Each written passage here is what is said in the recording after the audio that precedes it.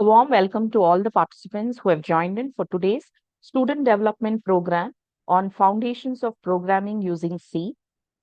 So, we would be starting the session another 10 minutes shortly, before which I would request all the learners to inform their friends to join in quickly so that we will start the session exactly at 7:05.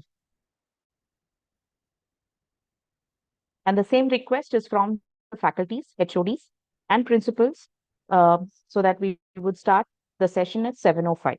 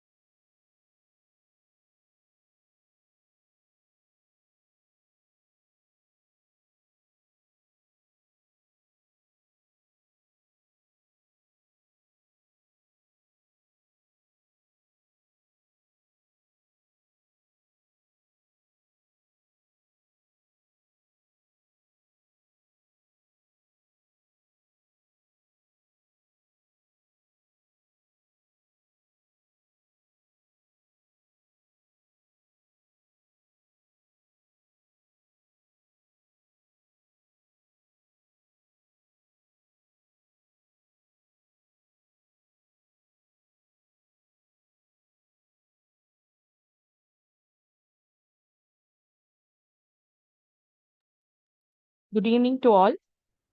We will be shortly starting the session. So I would request all the participants to quickly inform their fellow friends to join in.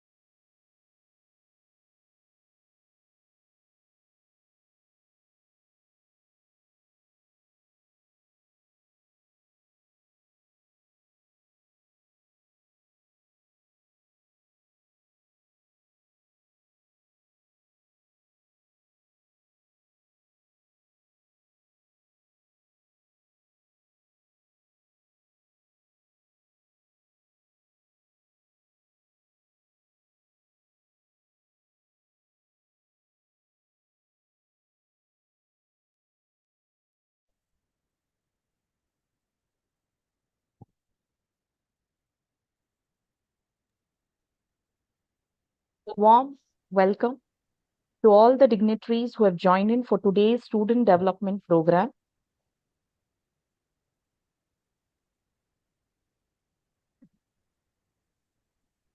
Foundations of Programming Using C, the Everyday Learning Student Development Program is a collaborative initiative of ExcelR and LearnSpring Foundation, jointly sponsored to support student skill development. I welcome all the faculty members, HODs, principal, and students who have joined in for today's evening. So before we could start, let me give you a quick intro about ExcelR. ExcelR, founded in 2013 by IIM ISB alumni by Mr. Ram Tawa, headquartered in USA.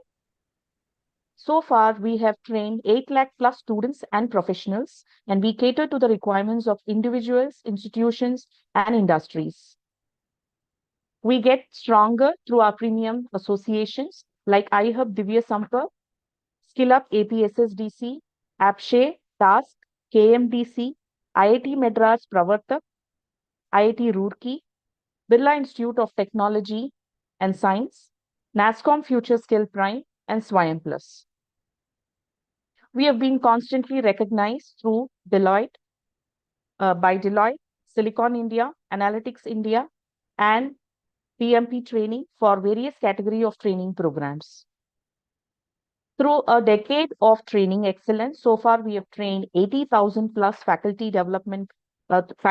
through our faculty development programs, both STEM and non-STEM domain, and student development programs for 8 lakh plus students, webinars conducted so far 600 plus on all the emerging technology, close to 40 plus, having our placement partners close to 5,000 plus and academia partners 2,000 plus.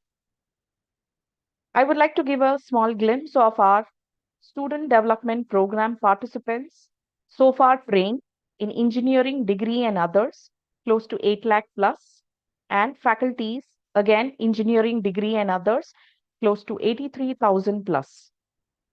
So for today, we have registrations for the student development program, which is 6,385. So let me move on to everyday learning program, which provides the students and the faculties on application-oriented training, supports with complete hands-on training on trending technologies, helps the colleges in fulfilling a few of NAC and NBA requirements. Through our everyday learning program, we sign MOUs with the college, conduct industry webinars, industry faculty development program, and everything happens completely online through our learning management system tool. We also conduct professional training, and all of our training programs are also having assignments and assessment. We support the students through industry use cases, which has discussions on real use cases, discussions by the industry experts. In addition to it, we support the learners through placement preparation having campus recruitment training and coding challenge sessions. That's how our LMS look, where you would be able to, once you register, you would be able to access the programs in the past and also the upcoming events you will be able to view it. So we have here so far student development programs conducted 63 plus, total hours trained 1,950 plus, close to 8 lakh plus students, and constantly participating colleges are 1,600 plus. In regards to it, we have the most popular programs like DSA for campus placements, ChatGPT, Advanced Excel, Salesforce, Python, mobile app development, cracking code interviews, and many others. Under faculty development program, we have constantly participating colleges 1,590. FDP so far done is 46 plus. We have trained faculties close to 83,000. And these are some of the popular programs on which the faculties have been trained, like deep learning, NLP, digital marketing, data analytics, ChatGPT, data analytics using Tableau, and many others. A learner who enrolls for everyday learning program will be honored with the certificate of participation if and only if he completes the program in this student development program, which will be for 15 days. So every day is very important for the learner to avail this certificate. These are some of the certificates which we have provided the participants for their learning at ExcelR. And these are some of our recent engagements which we had done at IIT Roorkee Data Analytics using Minitab, Power BI training at BITS Pilani Hyderabad campus. And this is an ExcelR initiative on Skill Up final year program for campus recruitment training with placement assistance, where close to 50,000 plus students have been trained, under which on the 5-subject module, which is coding skills, quantitative aptitude, logical reasoning, verbal ability, resume, LinkedIn profile building, and lot more. So this was in collaboration with iHub Divya Sampark, and close to 5,200 plus students who had cleared all their assignments and assessments were honored with the certificate by iHub Divya Sampark, joint body of IIT Roorkee and Government of India, Department of Science and Technology. So during this journey, we had maximum participation from Andhra Pradesh, close to 10,000 plus engineering students who attended this online skill up program. These are some of our past events which we have conducted under the everyday learning on Gen AI, programming basics, digital marketing, and many others. So without much further ado, let me take you through the student development program, which is starting today. Every day it is from 7 p.m. to 9 p.m. So before which I would like to take the privilege to call upon our dignitaries for today's evening, Dr. Ravi Gujula, Chief Industry Connect and Skill Development of ICFAI, a distinguished PhD from IIT Hyderabad in computational fluid dynamics, blends over 15 plus years of corporate acumen with a decade of academic and administrative excellence. He is a former chairman of Board of Studies at KL University and a principal in AP. He excels in skill development, establishing centers of excellence, and fortifying industry academia connections to render graduates industry ready. A warm welcome to you, sir.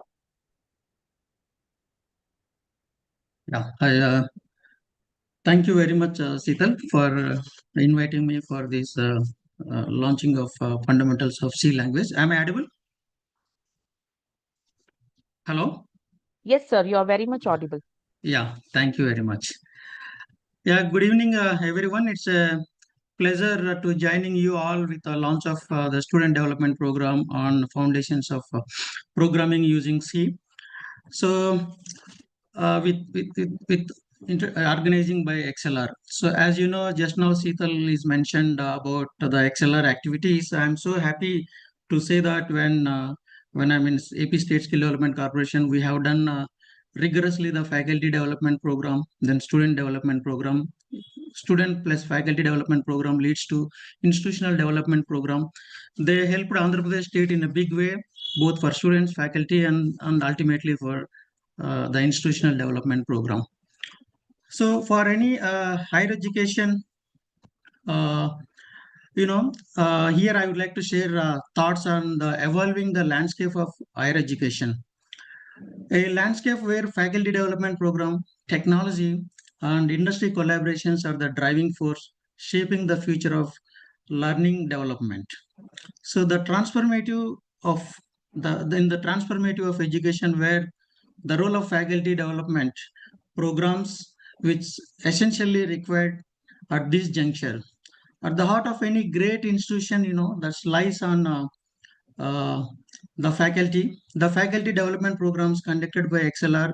I have seen, I am the witness for how the faculty benefited in a big way, where the transformative role equipping the educators with the latest pedagogical techniques and the tools, the data-driven insights, and the technology tools which are used in the teaching learning activities. So these programs are not just about upgrading the skills, they're about shifting the mindsets. The faculty are learners how to integrate AI and data analytics and digital tools in their day-to-day uh, teaching and making classrooms more interactive and student-centric. So in such kind of initiatives ensures our educators become continuous learners themselves and capable of monitoring and next generation for rapidly changing the education landscape. And coming to the impact of emerging technologies on higher education. So emerging technologies, starting from the artificial intelligence to Gen AI, agentic AI, and AI agents, cloud computing, cyber security, the Internet of Things are redefining the essence of education. That's a need of our when you consider the GCCs, Global Capability Centers. All the faculty and students, Global Capability Centers across the globe, around 3,700 plus are established, in which India is leading from France. Around 1,700 plus GCCs are in India already in the functioning and existing, where Bangalore is leading and then next followed by Hyderabad.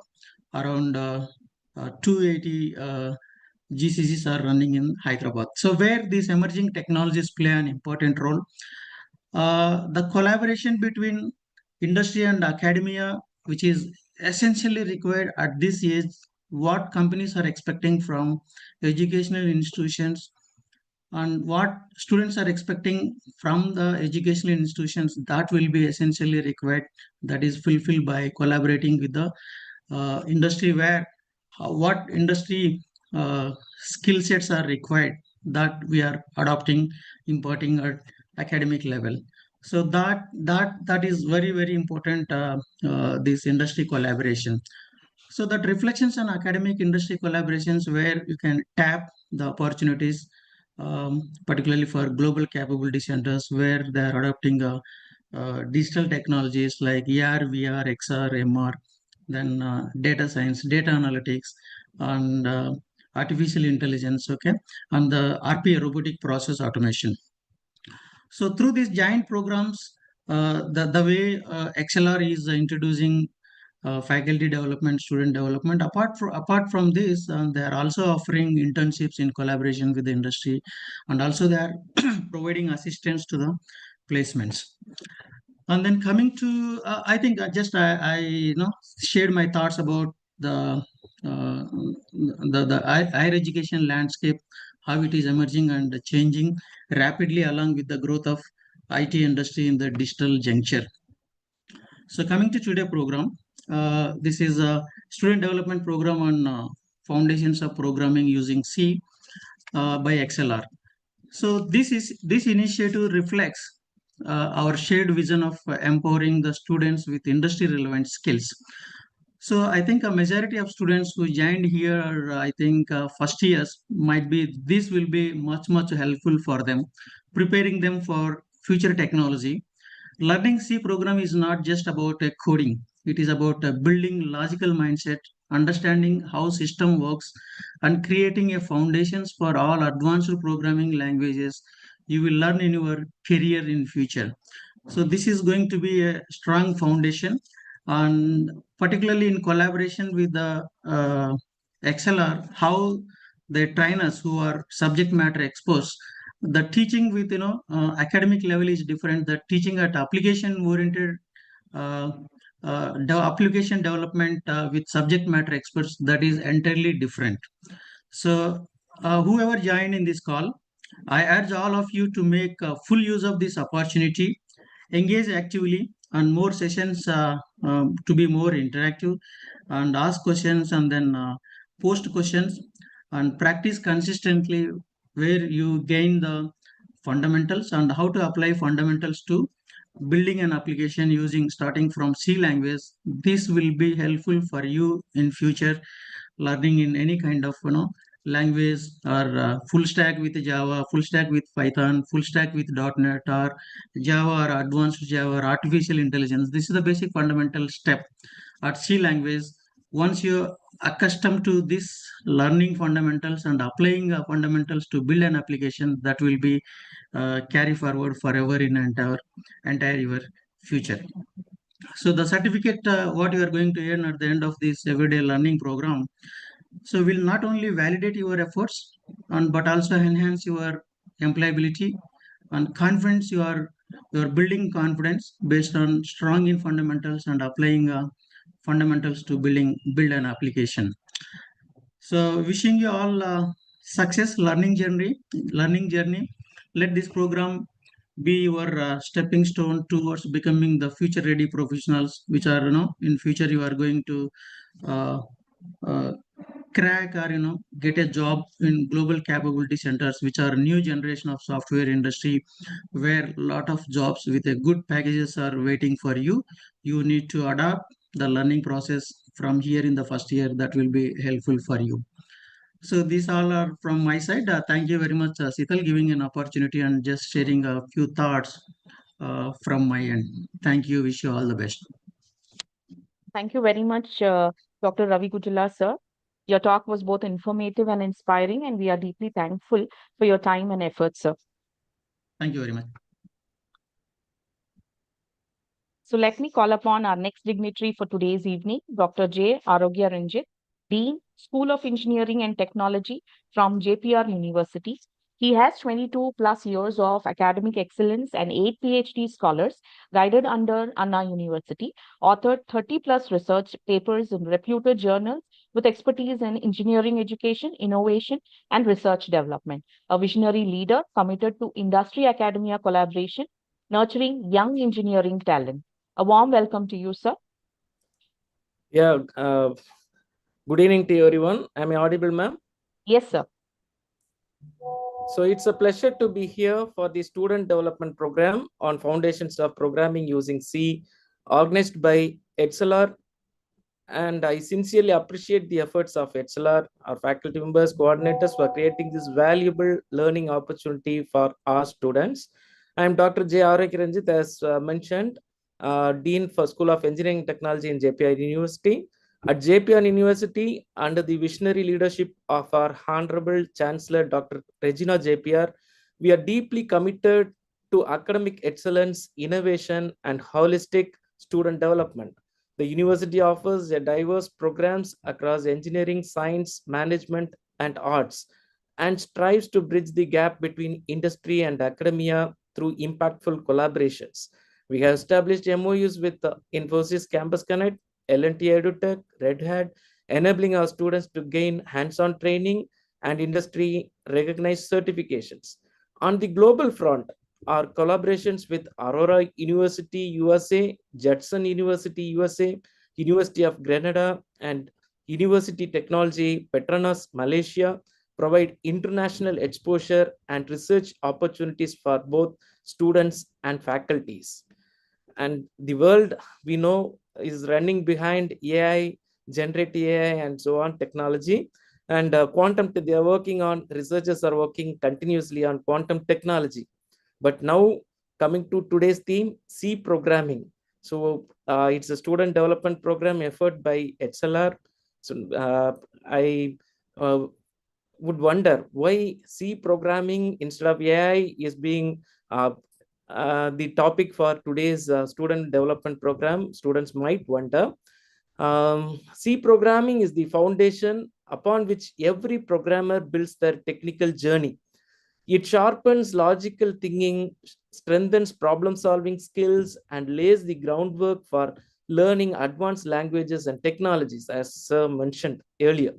I encourage you all to approach this program with curiosity and persistence. Don't just learn to code, learn to think. Every challenge you solve, every error you fix takes you a step closer to mastery. As you embark on this learning experience, always remember learning is not attained by chance. It must be sought for with order and attended to with diligence.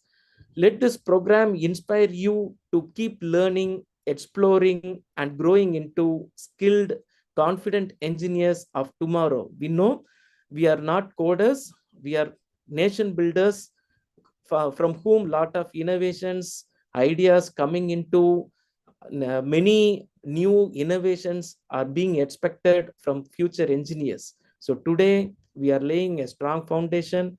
ExcelR has taken this good initiative.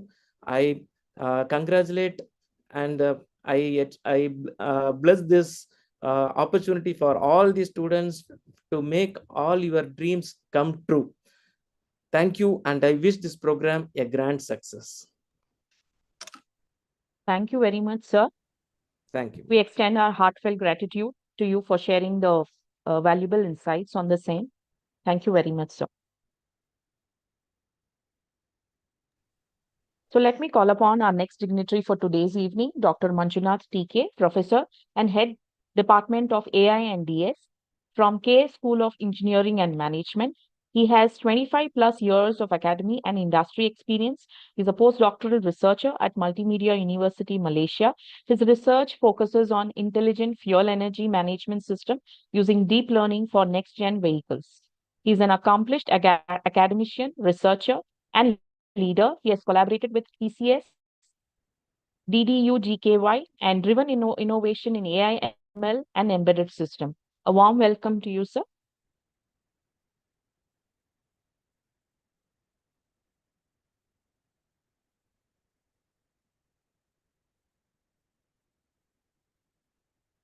Amar, could you please confirm if the guest has joined in?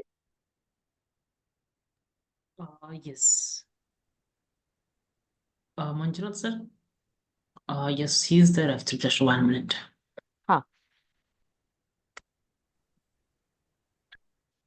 Sir, are you able to hear us? Yeah. Hello. Yes, sir. I'm audible? Please. Hello. Yes, sir. Yes, sir. You're audible, sir. Good evening, everyone. It's a pleasure to join this meeting. I try to appreciate initiating many programs to empower us to various activities. Basically, if I talk about this program, it is a fundamental for any programming languages, but academics learn these subjects as a programming languages. Generally, they'll be staying in the four walls, so not able to understand and digest what is the sense of the subjects like so I want to tell few words to the participants. Please make use of this program and every day go as teach. So don't once understand the language from the basic level, I think you can learn any language.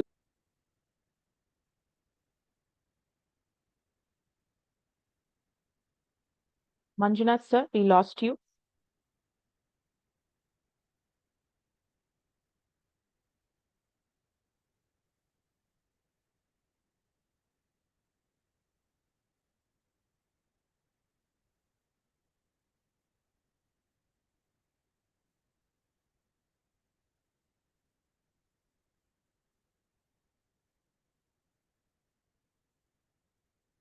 Amar, could you please check with Manjunath, sir?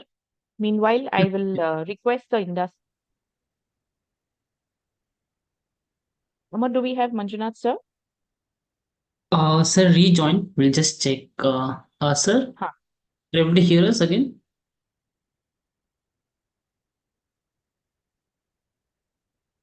I think there is some network glitch outside. And Hello, am I audible?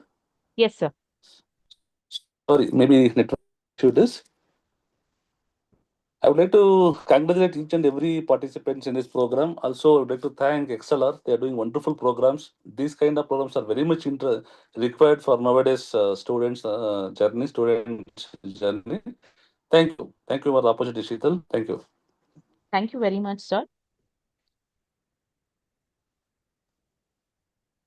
So let me call upon our industry subject matter expert, Ms. Ranjit Kaur Manku, corporate trainer, experienced with 17 plus years in IT training and consulting, specializing in .NET Modern Development Framework.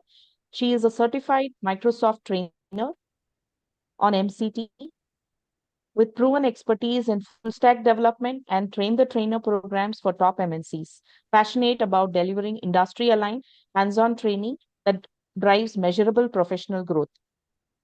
A warm welcome to you, Ms. Ranjit. Good evening, everyone. Am I audible? Yes, Ms. Ranjit. Okay, thank you. It's a pleasure to welcome you all to this training program, and I'm truly delighted, to see the enthusiastic students, participants, and to have our esteemed panel members with us today.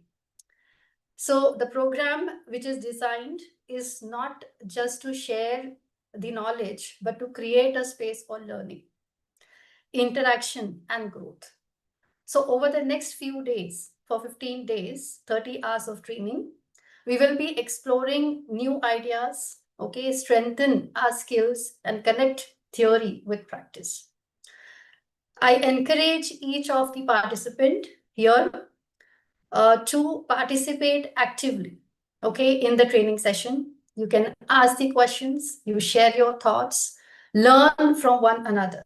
Remembering as previously one of the guest member has said that as you go on practicing more, solve the errors more, you are going to master that particular skill. So learning is most effective when it's collaborative and engaging. So together we need to make this training a meaningful and enjoyable journey of discovery. So I hope this training session is going to be, learning, and you will be, gaining the skills which will be making you, industry expert, because C programming is the foundation of learning how to write the program, how to code, because this is the foundation for every other modern programming language.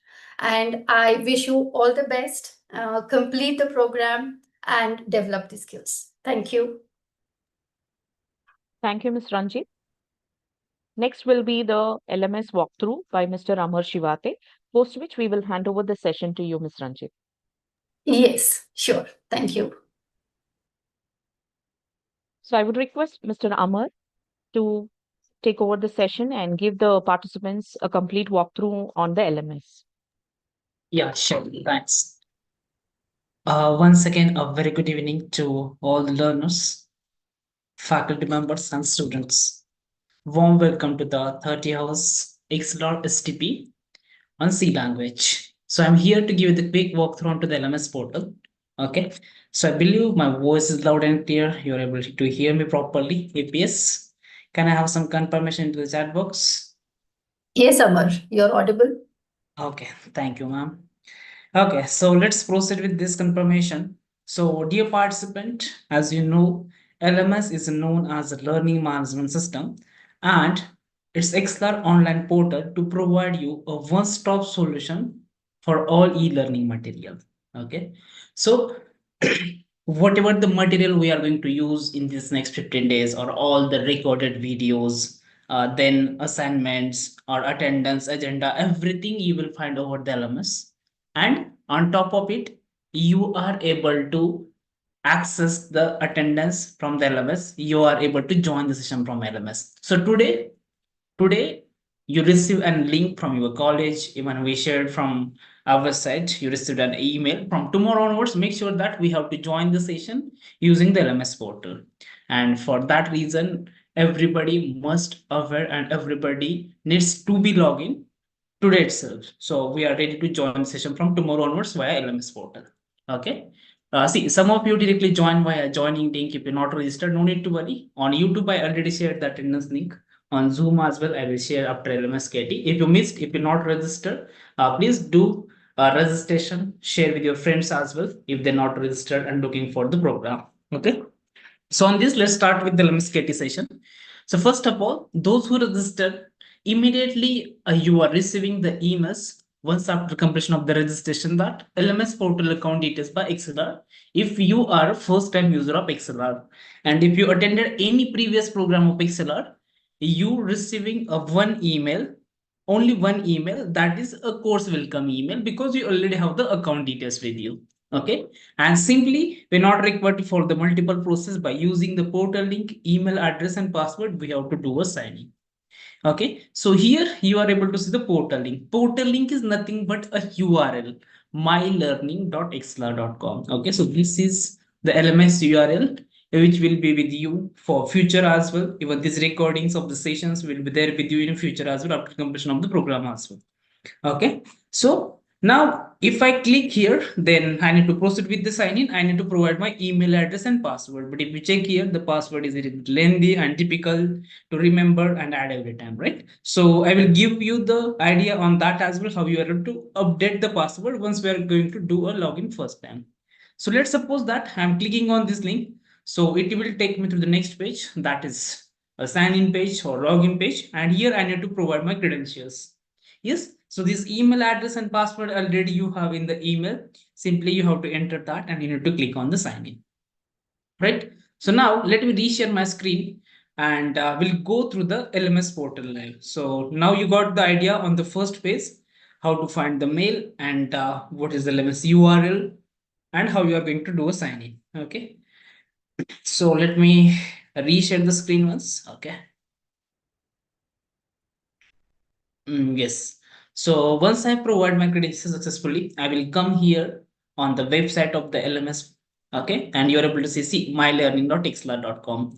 And if you're on this page, so these are our products. Like we have collaboration with the different government bodies like NASCOM IT, then SWAYAM Plus, AppShape, right? So these courses are available here. But we have to go to the user end, that is nothing but dashboard. So I'm going on to the dashboard, and once you go on to the dashboard, you are able to see the back to home page, leaderboard, dashboard, purchase history, and here you are able to see the a profile option, right? So whenever we used to log into any of the web portal or application, we used to set our profile, right? So once I click here, I will find the setting option, okay? And in setting, using setting option, you can update your details, like even at the time of registration, if you mistype your name or any problem into the mobile number, then definitely you can update the profile from here. It's up to you. You can upload the photo as well. And then as I said that as a first time user, you are receiving the email, but the password is little bit lengthy, right? So in that scenario, you can use this function to update your password. Once these both passwords are going to match, update password button will enable and you can update your password. Okay, clear? Now back to home page. We're done with that. Below that, leaderboard is there, right? So now the ExcelR LMS portal is conducting the different tests for the different universities as well. Like SDPs, FDPs, certification programs, right? For that, students were conducting a couple of tests. For you as well, we are going to have the test. And upon the test submissions, upon the assignment submission, not only the MCQ test, but we are conducting the such kind of the proctor test on HTML, CSS, we like React, then in backend as well, Java, all kind of the test DS as well. Yes, so we like XPs or leaderboard. You heard that as you are here for the C language, definitely you have idea on a lead code hacker rank, right? So similar like that as well, we are also providing the robust practice coding system on the LMS portal. So that's why the leaderboard is updating. So for now, nothing to do with that, but just for the information, I'm explaining about the leaderboard. And then a dashboard, important thing which you need to know actually how we are able to join the session. That is the first thing. Okay. So you can check here live session for today, SDP on C.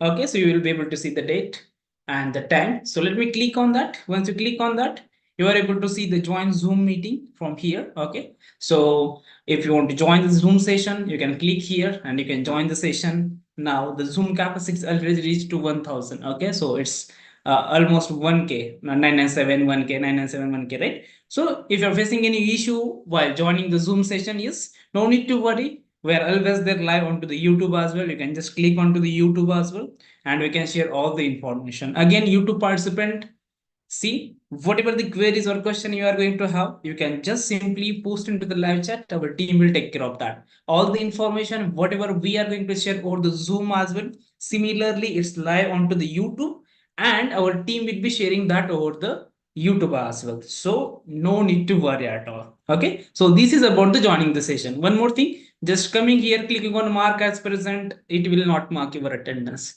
Okay, so I will just explain you about the how you are able to mark the attendance.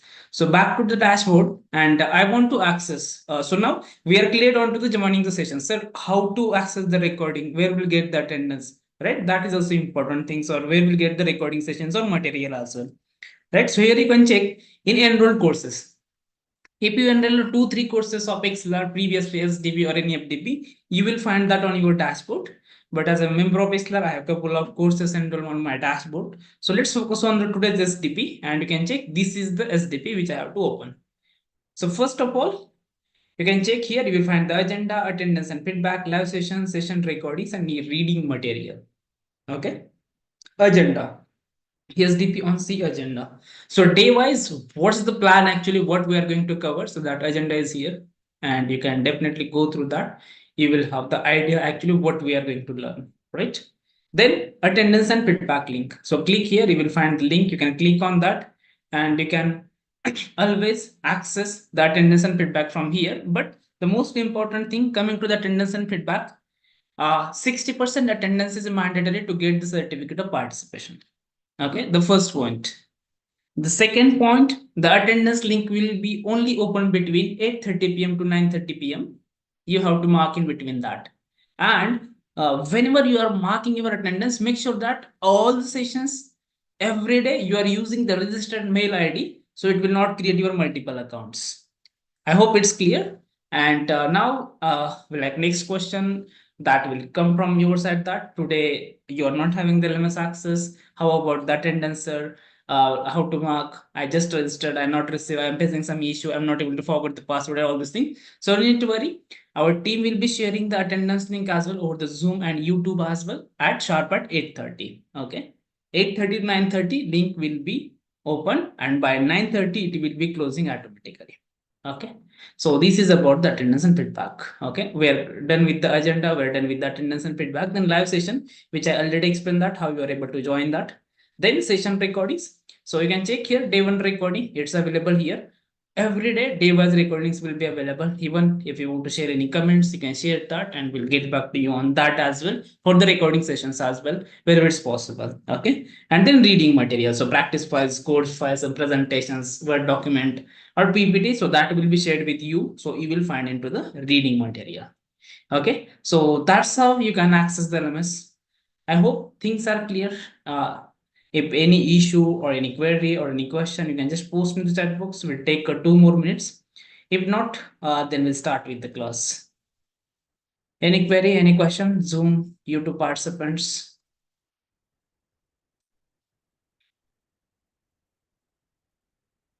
Okay, clear. Others? Sir, I have registered 2 courses, but I'm getting only 1 course in my dashboard showing only update on which NAI. No worries, you will receive that as well. Maybe then your registration is not happened successfully. Then you can just re-register and you will get that access to. Okay, clear. Great. Okay, super. So most of you're saying clear. So that's great. If you face any difficulty, no issue. You can just post into the chat box. I will take up that in future as well. Again, later on, if you have any queries, it's not getting resolved on your, you can just drop an email to edl@excelr.com. Our team will be assisting you onto the LMS part as well. Okay. So thank you so much for listening the LMS KT, and Nitama moves to you. Thank you, Amar, for the LMS walkthrough. I would like to hand over the session to the trainer. Hi, Nitya. Yeah, I'm here. Thank you. Thank you, Ms. Ranjit. Over to you. Thank you. Thank you, Nitya. Yeah, good evening, everyone. So welcome all to the C programming session. So before I start with the session, I'm going to share the agenda for 15 days or 30 hours of training. And then we are going to start with the session. Talking about the software, okay, the installation part that I'll be showing for one software. Yes, there are online compilers available where you can write the code, you can compile and execute the code, okay. Afterwards, if you are installing the software, once I go through it, okay, so if you are facing any issues, any errors, okay, please let me know. The coding, the assignments which I'm going to share, I will be sharing it that you will be getting on the LMS as just now Amar has gone through that LMS, okay. So maybe not today, but tomorrow onwards, we will have, okay, the mini assignments for the everyday topic, whatever I will be covering, fine. So let me share my screen and just confirm whether my screen is visible or not, okay.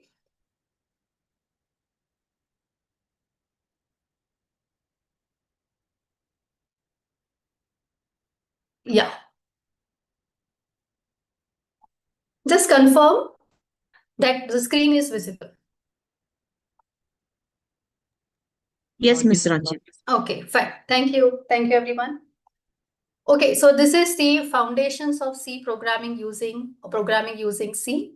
And everyday agenda, which is 15 days into 2 hours. Okay, so what topics we are going to cover? Now, since this is the foundation of programming, so we will be understanding first what is a program, what is C programming, okay, what is the compilation process, how to write a C program, then compilation, execution of a C program.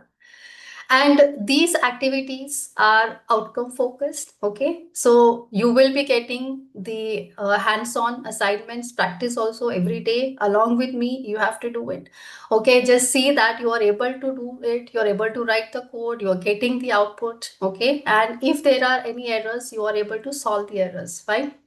Then we will be going through the variables, data types, and the various operators, okay, which will be demonstrating the variable declarations and performing the arithmetic or any other type of the operations to get the computed results.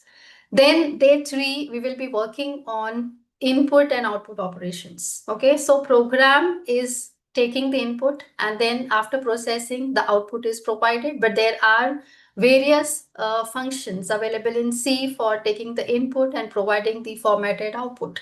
Okay, so how to take the input, how to display the formatted output, okay, that we are going to do this in the 3rd session.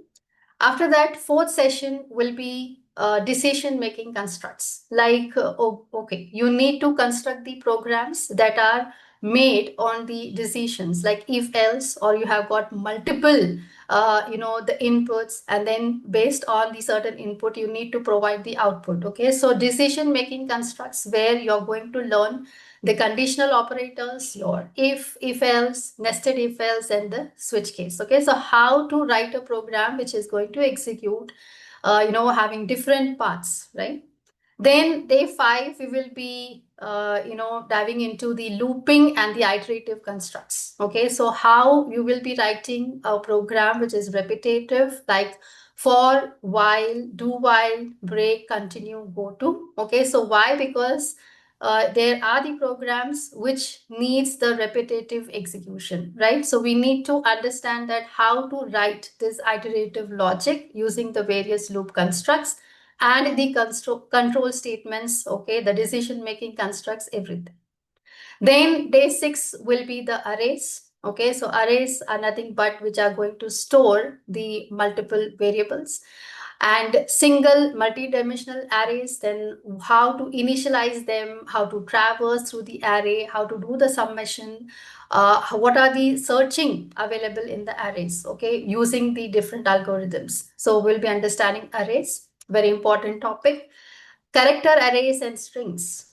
So string manipulation, working on the string, there are various functions available in strings like finding the length of the string or copy the string, comparing the string, concatenating the string, and there are many other functions available. Okay, so performing the string manipulation using both manual character operations and library functions to understand memory representations of string. Now, this is again, okay, a very important topic, okay, in programming languages.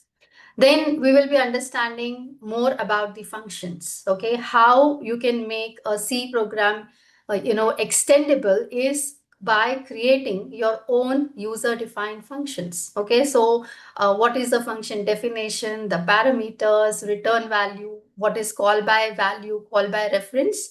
So we are going to understand the functions on day 8.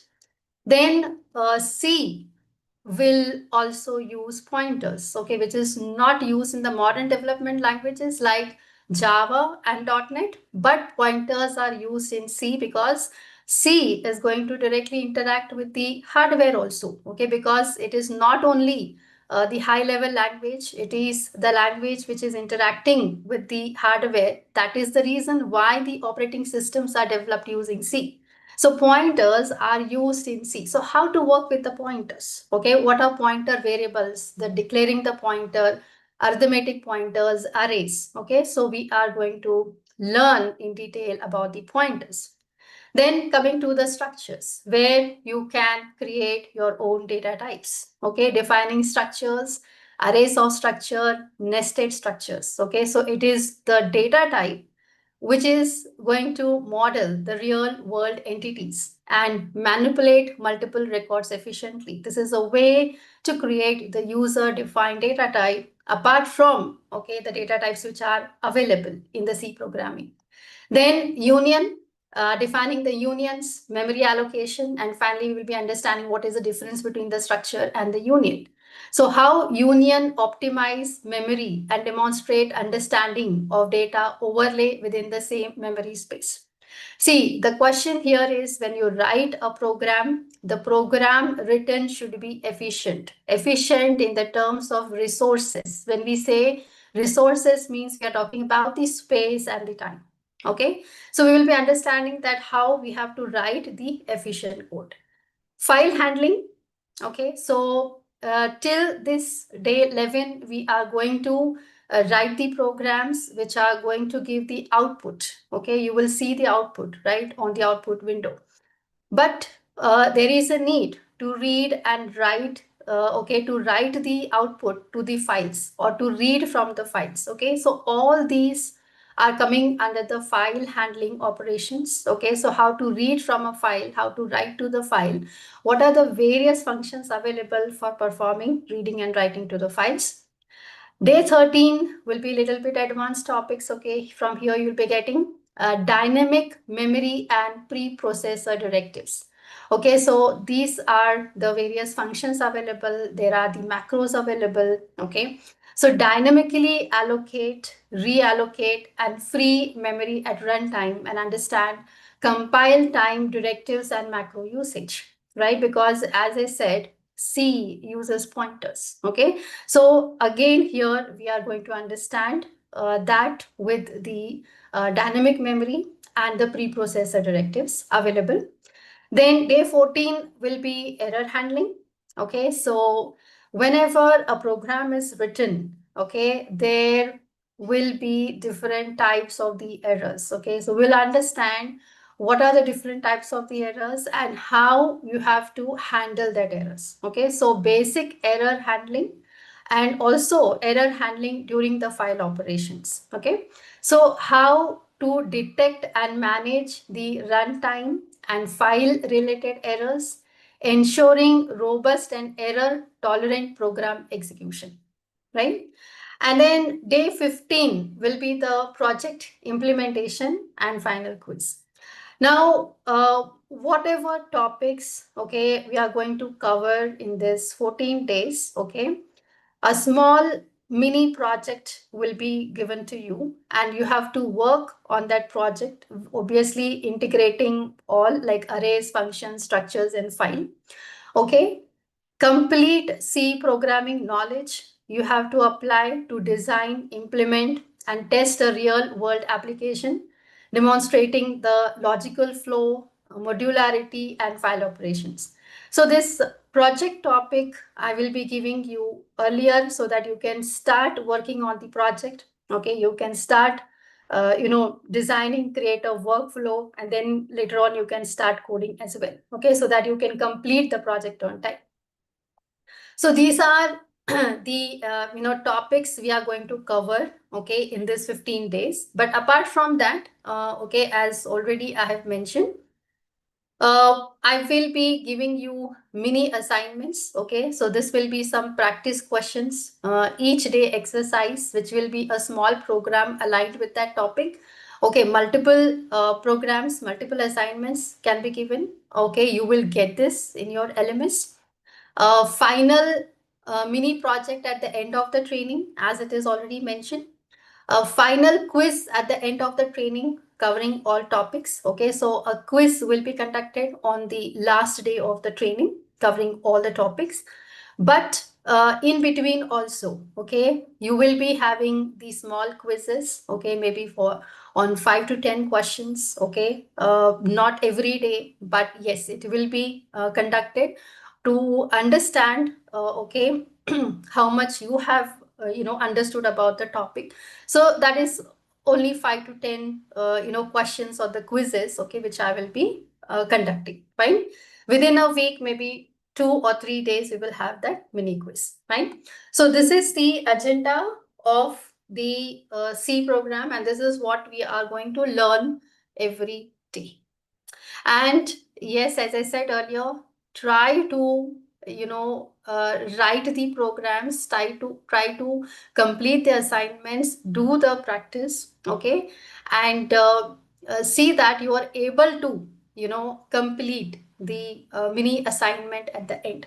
So you will be gaining the confidence at the end of writing the programs, okay, understanding the logic of of an application, how it works, right?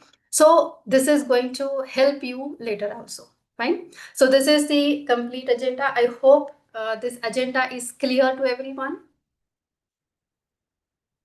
I hope this agenda is clear to everyone. Yes, can I get the confirmation? You can speak. Yes, okay.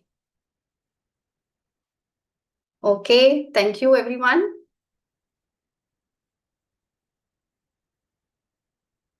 Fine.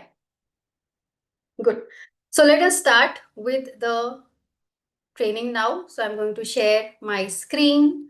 Okay, I hope the screen is visible to everyone. So we are going to start with foundations of programming using C. Okay, so what are the contents of the program? Introduction to programming and C basics, variables, data types, operators, input and output operations, decision-making constructs, looping and iterative constructs, arrays, strings, functions, pointers, structures, unions, file handling, dynamic memory and preprocessor directives, error handling, okay, and the mini project, fine. So please, let me know, okay, wherever, if you think that I'm going too fast or I'm going slow or I need to stop somewhere, you need more explanation, okay, please write that, okay, or you can, if I'm not able to, check that, you can please, unmute yourself and you can speak up, okay. So fine, so let us start with the very first topic, that is introduction to programming and C basics. So what we are going to cover in this? Introduction to programming, first of all, features of C, applications of C, compilation process, structure of a C program, software and IDE requirements, writing and executing a simple C program. Okay, so introduction to programming. First of all, let us understand what is a program and then what is a programming language and why we are learning C. A program is a set of instructions that make a computer perform a specific task, a task which is given to the computer to perform. We know computer follows the IPO cycle, that is the input process output cycle. Okay, so the input is provided so that a specific task can be done by the computer, right? So that is the program. The instructions now needs to be written in some programming language. It tells the computer what to do and how to do it. Okay, so what is a program? It is going to tell a computer what you have to do and how you have to do it. And that's why the programming language, the instructions. Each instruction is executed in a sequence to produce a desired output. Programs can perform anything, okay, from performing arithmetic operations to managing an entire operating system. Everything is a program which is written, okay, to a very simple, just performing the arithmetic operations to, okay, operating system. Okay, everything is written as a program. Now, to write this program, we need the programming language, right? A programming language is the specific human readable language with its own rules and syntax used to write instructions, that is the program for the computer, right? Because computer understands what? Okay, not this human readable language, but as a programmer, okay, we need to write the programs which are understood by us. Okay, and that's why the programming languages. It provides the syntax, the rules and semantics, the meaning for writing the instructions. And hence, every programming language will have its own syntax, semantics, and the vocabulary. And that particular rules must be followed by that particular programming language. It acts as a bridge between humans and computers. There are many programming languages, and all these programming languages are designed for specific kinds of the task. Okay, different programming languages are available which cater to different types of the applications developed. Okay, so we are not just talking about the console applications. So there are mobile applications, web applications, okay, different types of the applications available, right? So this particular C program, okay, is very basics to the foundation of every programming language, which is going to build the logic, right? Now, coming to types of the programming language. So we have got low-level languages and high-level languages, okay? Now, when it comes to the low-level languages, what are these? Closer to machine language, which we say binary. Okay, now that is the low level languages which will directly interact, okay, with the system. Provide direct control over hardware like memory and CPU. Difficult to read, write, and debug. Fast execution and efficient. Why? Because they are directly interacting with the hardware. So examples include the machine language, binary, or your assembly language. But okay, these languages are difficult to understand. It is difficult to code in that, and it is difficult to debug as well. But there are the high level languages available like C, C++, Java, C#, .NET, Python, etc. Now, these languages are closer to human language and easy to understand. Why? Because these are written in the simple English. right? Focus on problem solving, then the hardware details. So what we are doing here, we are focusing on how to solve a problem rather than, dealing with the hardware details. Okay. Need a compiler or interpreter to convert into machine code. Whatever language you are making use of, as I said earlier, every language is following its rules. Okay, the syntax, the semantics. Okay, now every program needs to be converted to the machine code, and that's where the compiler and the interpreters are used. So it needs a compiler so that it is converting that into the machine code, because the machine code is understood by the system, by the computer. Okay, so it cannot understand the high level languages. That is for us humans to write the program, but computer doesn't understand. So compilers and interpreters are required. Easier to learn, debug, and maintain. Okay, now one more thing is there when it comes to C. Okay, so whether it is platform independent or platform dependent, okay, we will see that in the later slides. Okay, so is this much clear to everyone? Any questions here? Okay, you can ask a question. Any questions here? Christy, Roy, yes, this class will be at 7 p.m. every day.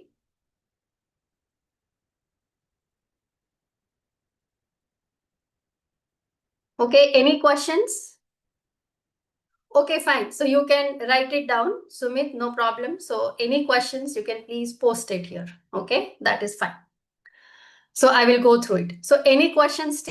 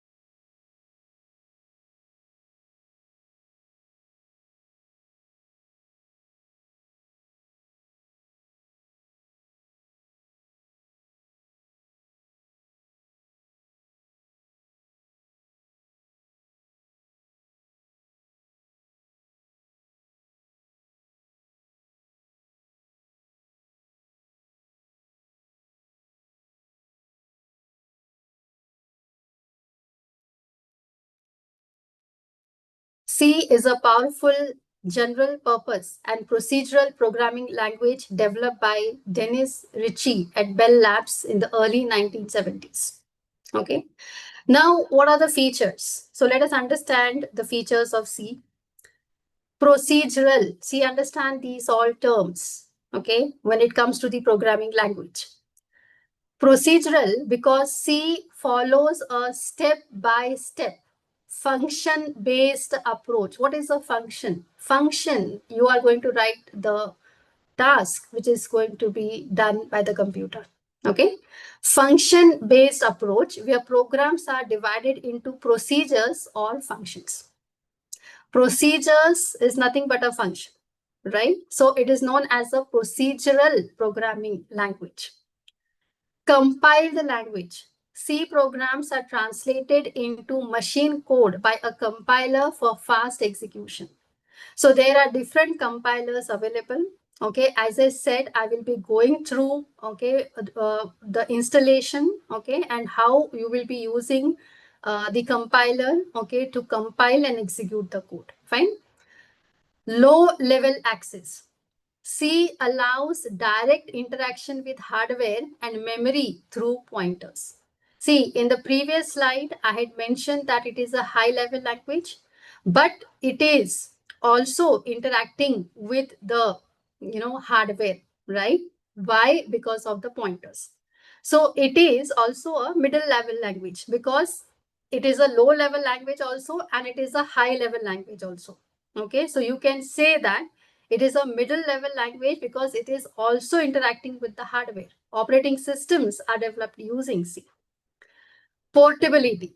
C programs can run on different platforms with little or no modifications. Okay, so you can run the C programs. Okay, see, when you write a source code, okay, you will have the source code written which is platform independent, but when it comes to the execution of C, it is platform dependent. Okay, because it will be executing for the specific hardware, right? C programs can run on different platforms with little or no modification. So we'll understand this again when it comes to the compiler process. Dynamic memory management. C provides functions to allocate and release memory at runtime.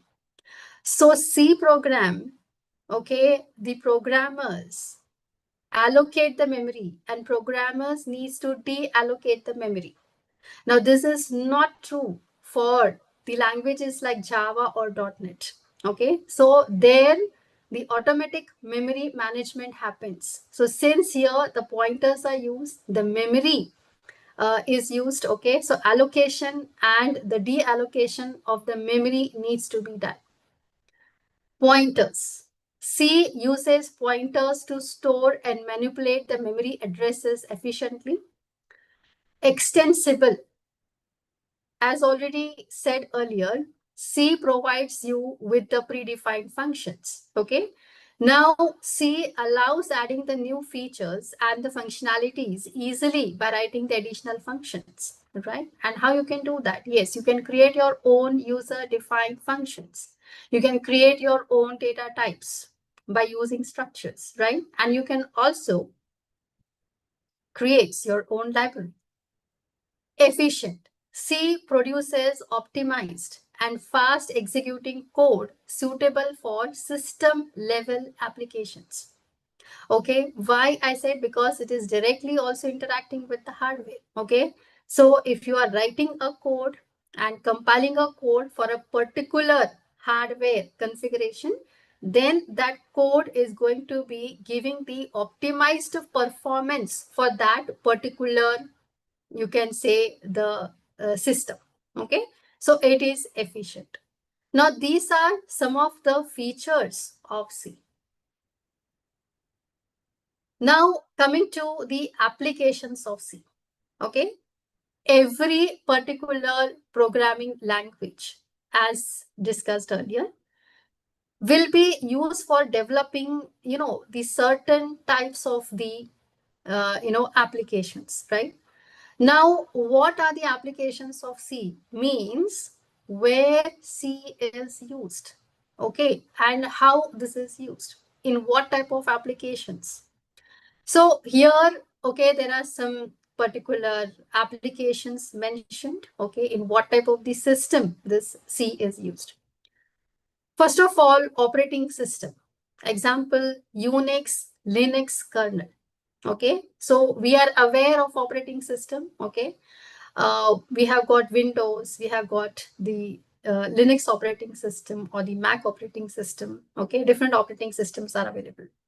So C is widely used for developing operating system because it provides low level access to memory, efficient execution, and hardware level interaction.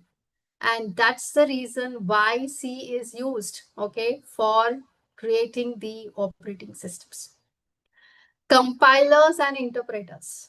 Yes, compilers are what? Which are going to translate your code, convert the code into the machine language. Okay.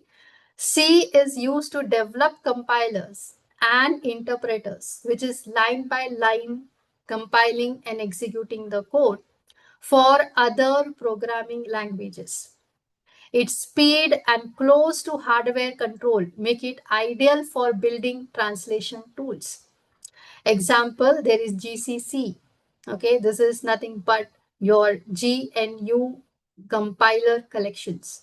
Okay, different compilers are developed In this C lang, again, this is used for compiling the C++ program. Then embedded systems, okay? Coming to, use of C in microcontrollers, Internet of Things devices, sensors, okay? Everybody is aware of that. And automotive software, okay? C is used in embedded systems. Game development. C is used for building game engines due to its speed and efficiency. Many modern game engines are written in C. It helps handle graphics, rendering, okay, physics calculations, and memory management efficiently. Yes, please do the research on what games have been developed, okay, using C. Fine. Then we have got the various system utilities. C is used to build system tools and utilities like text editors, file managers, and command line tools. Command line tools where, okay, we can write the commands, okay, for performing a specific task. These tools interact directly with the operating system and the file system. So various, the utilities are developed using C.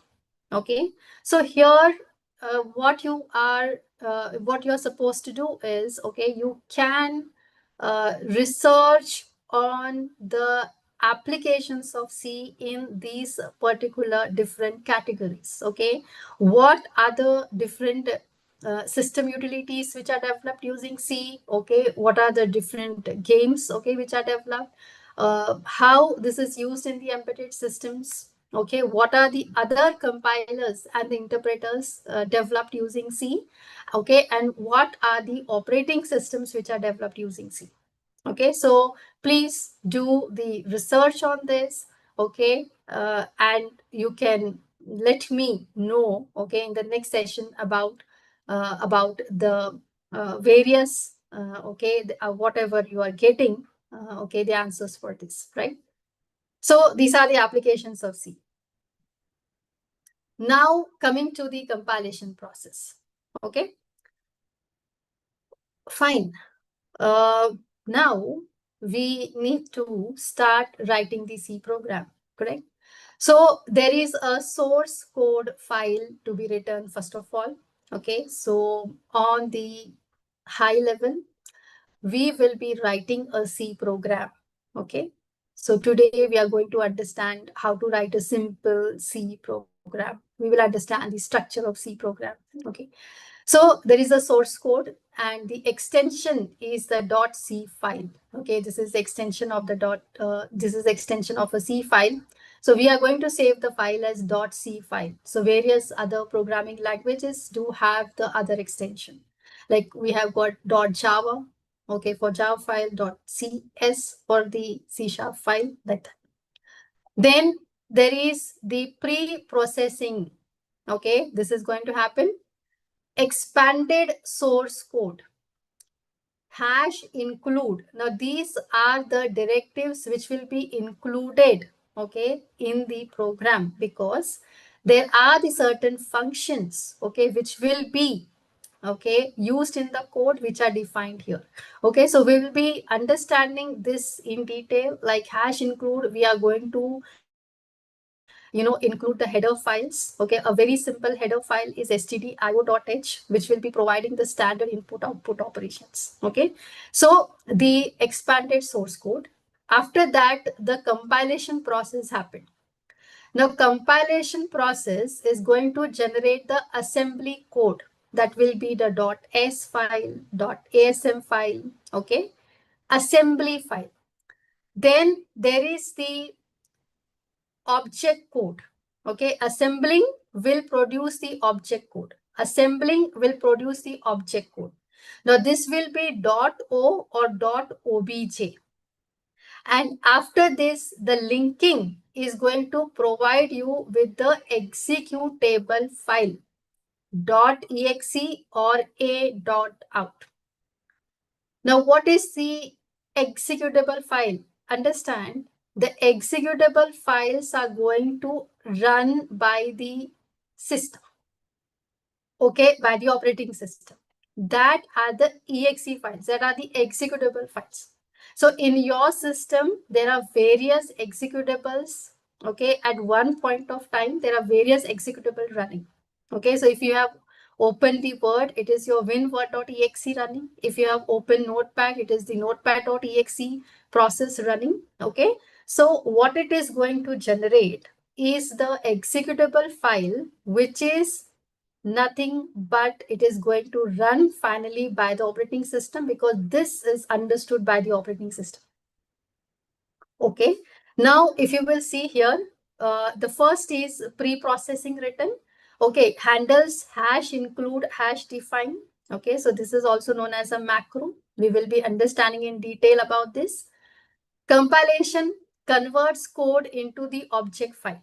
Okay, but now within this, what are the other files which are getting generated? Okay, intermediately. So we have got .s or .asm, that is your assembly file. Human readable code before machine translation. Human readable code before machine translation. Then .obj, intermediate code used for linking into executable. Okay, this is the intermediate code which is used, okay, in the process of assembling when it is going to link this to create this executable file. Okay, so linking combines object files and the various libraries which we need to make use of. So there are different libraries available in C. Loading loads executable into memory, and execution, CPU executes the instruction. So final is what? The CPU is going to execute the instruction. That is what the exe or a.out file. Okay. Now, this is your output file, correct? Now, here, when this particular compilation process happens, okay, see, the compilation is platform independent, okay? But when it comes to the execution, that is platform dependent. So the code which is generated will be optimized, okay, for the specific CPU or the hardware. When it comes to the high level language, okay, that are platform independent, right? So here you can say the partial platform independence is there for C programming language, okay? Because it is directly, created for that particular system, whether it is your processor 4, 3 or whatever, okay? So it will be highly optimized for that particular processor in which this particular exe is generated. Okay, so this is the compilation process. Okay, this is the compilation process. Now that we have understood about what is the compilation process, we will go through a very simple structure of a C program. Then we will understand that how we need to write, compile and execute this code finally. Okay, so now this is the very simple structure of a C program. The very first line is hash include. Okay, what is hash include? It is going to include this particular library. Okay, so this directive is needed here so that it includes the standard io.h, because this io stands for input output and h is the header file. Now this will contain the functions like printf and scanf for taking the input and the output with the various other functions. Okay, so that I will show you in the documentation link. So this is the header file. This 2/ is the comments. Okay, so whenever the code is written, good practice, okay, is that you write the comments wherever possible so that you understand the code, okay, or the others can also understand the code. Then this is the function. Okay, this part is the function. Okay, so here you can see the starting of a block of the code. So int main. Okay, now main is the function which needs to be written in every C program. Yes, this is also available for another programming languages like Java and C#, right? So main function has to be there because this is the entry point. This is the entry point for every C program. So int is nothing but the return type, okay? Even if you're not writing initially, that is okay, fine. Int is the data type which specifies that it is going to return some integer. Now here it is return 0, means it is indicating the successful program termination, okay? So in the main function, you will be having your whatever variable declarations, your executable statements you need to write. You need to write the code for performing a specific task that needs to be written. Okay. So what is the hash include stdio.h? This is the standard IO header file. What is int main? This is a main function program entry point. And as I said, this is required to be written. Okay. Printf, it displays the output. Okay, so this is a function which we will be writing it down here. Return 0 indicates successful program termination. Okay, now if nothing is written here, that means you are not writing int, it means it is void. That means you don't have to return any output from here. Okay, so it is a void. Now, let us see the various header files which are available. So one is this stdio.h. Okay, so as I said earlier, these libraries are used in compilation and execution. Header files define function prototypes and macros. Common header files include stdio.h, standard input output, printf, scanf. These are the functions. stdlib, standard library. Okay, this will contain the functions for memory allocation, also for conversions. Like we have got malloc for allocating the memory, there is free, then we have got ASCII to integer, this is a conversion function available. Okay, so if we need to use this, we need to include this standard library also. String.h, this is going to have the various string manipulation functions. Math.h, this will include the various math functions, okay, like square root or power or absolute, like that. C type, this is a character type functions, to upper or is digit, okay, again this will be the character functions available.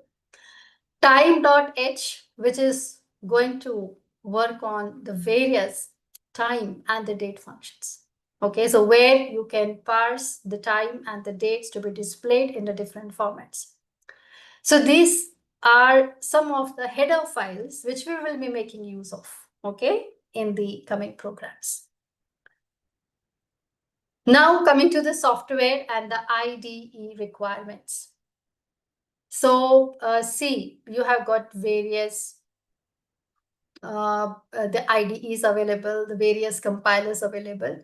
So I am taking, okay, the compiler, which is GCC. I'm going to make use of dev C++. You can also write the code in Notepad. You can write the code in Notepad++. I will also share the online compiler if you are not able to, download and install these particular softwares. Okay, so a lot of options are available. Whatever you feel comfortable in, okay, you can please go ahead and you can work on that initially. Okay, later on you can try to install that. Fine. So I hope till here it is clear to everyone. Okay, any understood? Yoti, okay, clear. Mansi, okay.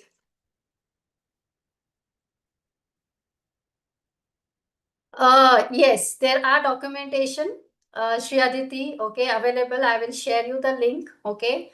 After this, okay, I will also let you know in the online, that compilers, okay, which are available. You can also go through that sessions, okay. So I'll share that, right? So you can go through that as well. Divya?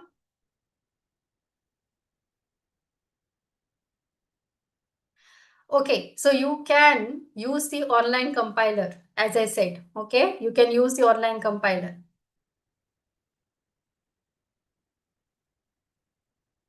Sanchi, what explanation you need again? Sanchi, can you please write which explanation you need? I can explain that. Sanchi Avhat.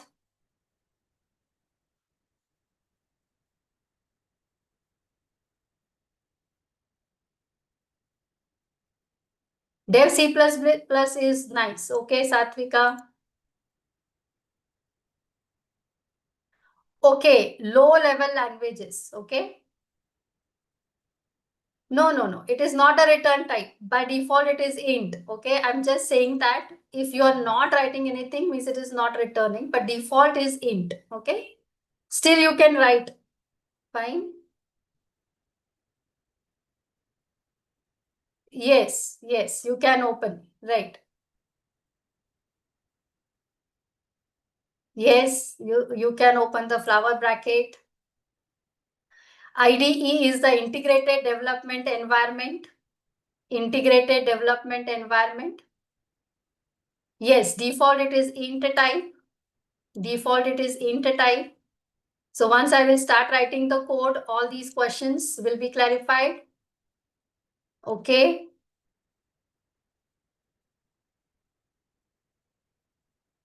Yes, header files, I will be now writing the code. Okay, then you will understand. Okay, fine. Let us come to the low level language. Okay. So there is a question on what is a low level language. Okay, now understand these low level languages is your assembly language. It is the binary code. It is the binary language. It is the assembly language. Okay, which directly interacts with the hardware like memory and the CPU.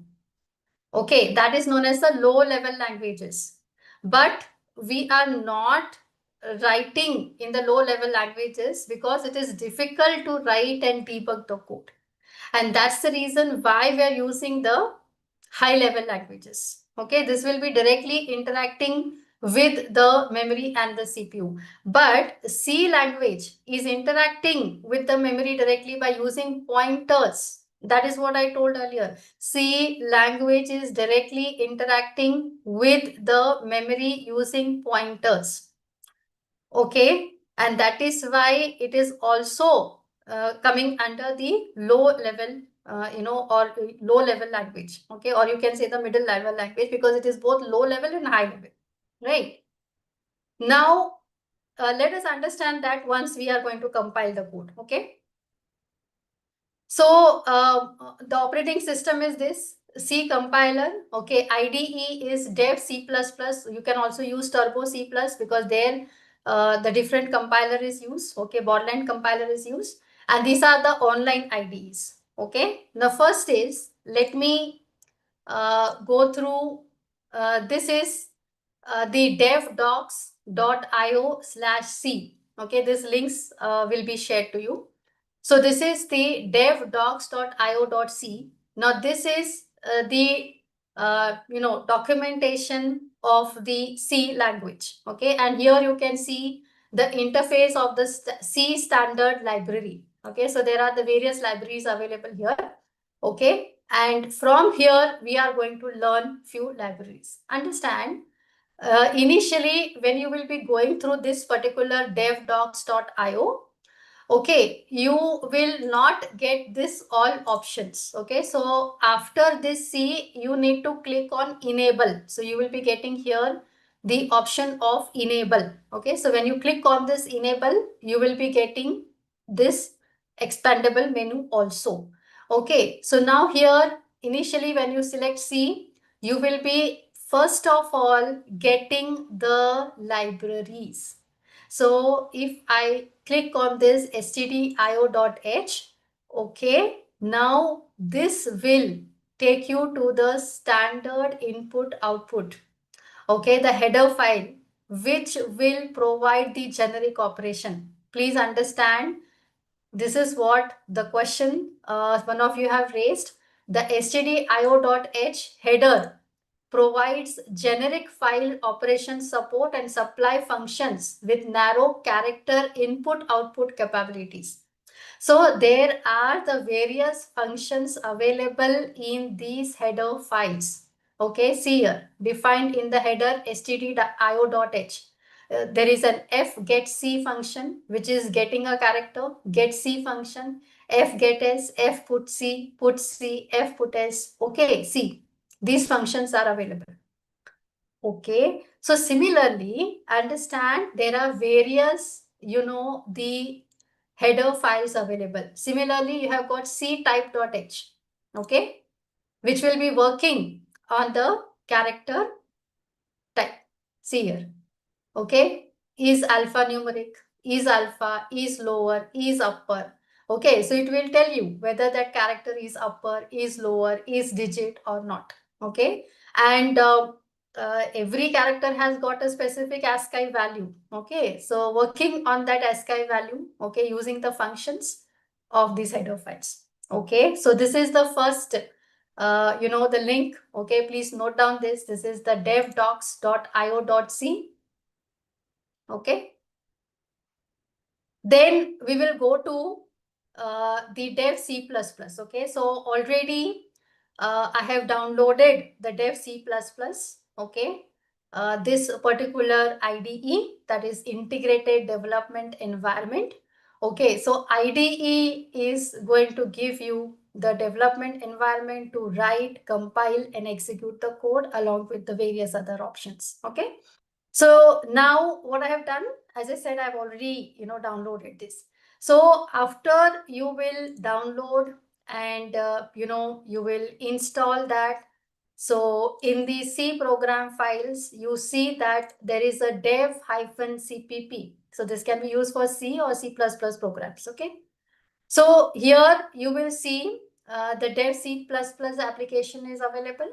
Okay, and here you will be getting all the other files which are required, correct? There is a min GW64 which will have the bin folder, and this bin folder contains your GCC. This is your compiler. Okay, so I'm just showing you the folder structure. This is the library. These are the libraries available. Okay, see here. Fine. So first of all, once you are downloading that, then you are installing. It will get installed in this.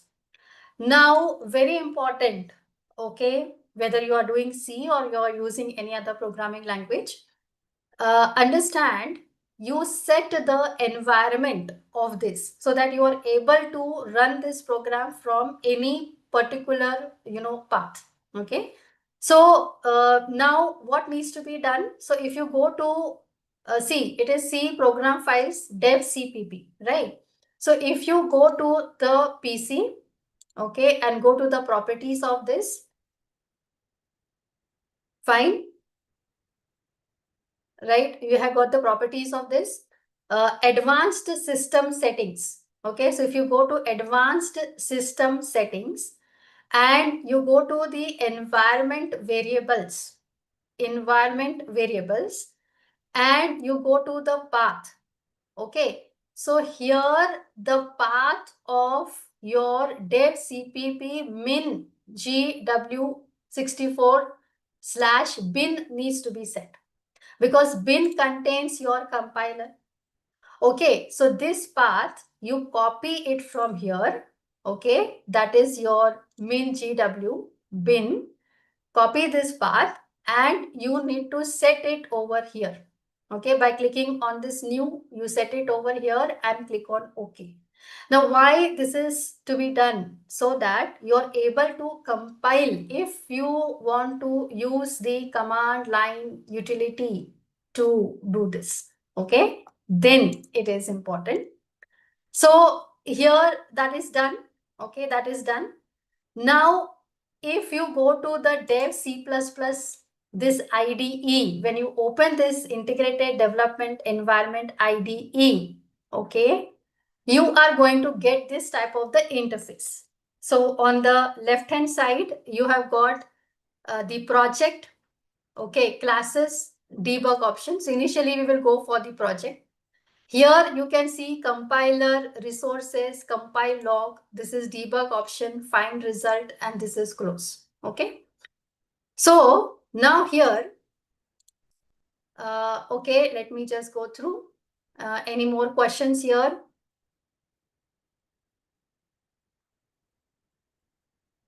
Dev C++. Jagruti, it is Dev C++. Okay, so I have used this Dev C++. Okay.